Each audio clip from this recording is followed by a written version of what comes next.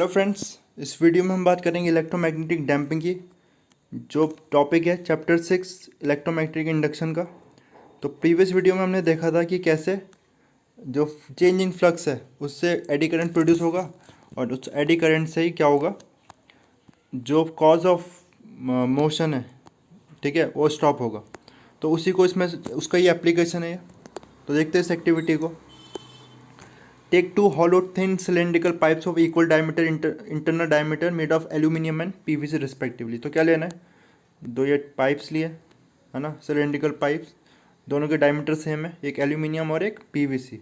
ठीक है, ये पीवीसी एक एल्यूमिनियम है। अब एल्यूमिनियम क्या कंडक्टिंग है ना, पीवीसी कंडक्टिंग नहीं है। Fix them vertically with clamps and on retort stand. Take a small cylindrical magnet having diameter slightly smaller than the internal diameter of the pipes and drop it through each pipe in such a way that the magnet does not touch the side of the pipe during its fall। ठीक है, तो अब क्या करना है, इन दोनों pipes पे हमने एक मैग्नेट को ड्रॉप कराना है इन पाइप के थ्रू।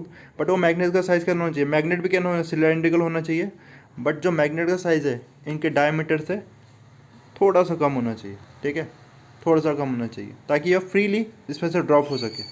ठीक है, you will observe that the magnet drop through the PVC pipe takes the same time to come out the pipe as it would take when drop through the same height without the pipe। तो जो PVC pipe है, अगर हम इस magnet को ऐसा drop करते हैं ना, तो अगर कोई किसी पाइप के थ्रू या किसी के थ्रू नहीं, सिंपल ड्रॉप करते हैं, तो उतना ही टाइम लगेगा इसको इस PVC पाइप के थ्रू ड्रॉप होने में, बिकॉज यहाँ पर इसका साइज़ तो छोटा है ना, ये कुछ फ्रिक्शन थोड़ी आएगा इसमें, तो ये ड्रॉप हो जाएगा इसमें easily.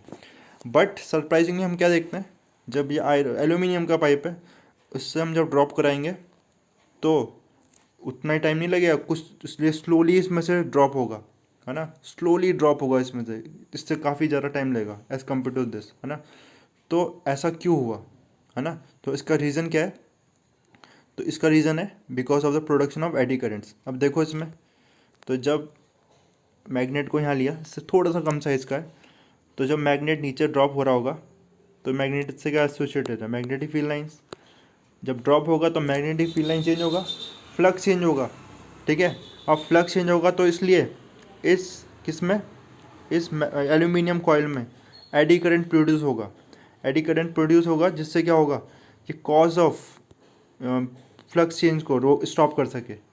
According to Lenz law इसका डायरेक्शन क्या होगी, इस तरह से इसमें मैग्नेटिक मूवमेंट डेवलप होगा कि इसके पोल्स इस तरह से डेवलप होंगे मैग्नेटिक मूवमेंट के, ताकि ये क्या कर सके, जो ड्रॉप हो रहा है मैग्नेट इसको अपोज कर सके, इसको फॉल को, ताकि मैग्नेटिक फ्लक्स में चेंज ना आए।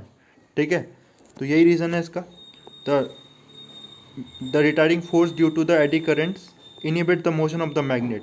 सच phenomena referred as electromagnetic damping, है ना, इसी को हम क्या बोलते हैं, इलेक्ट्रोमैग्नेटिक डैम्पिंग बोलते हैं। तो note that eddy currents are generated in PVC pipe as its material is an insulator whereas aluminum is a conductor। तो PVC पाइप में ये जनरेट नहीं होगा क्योंकि वो इंसुलेटर है और एल्यूमिनियम में कंडक्टर है। ठीक है, तो और आगे वो डिटेल में इसको समझना है तो मैंने प्रीवियस वीडियो में इसको एक्सप्लेन किया था, तो आप वो देखना। Thank you.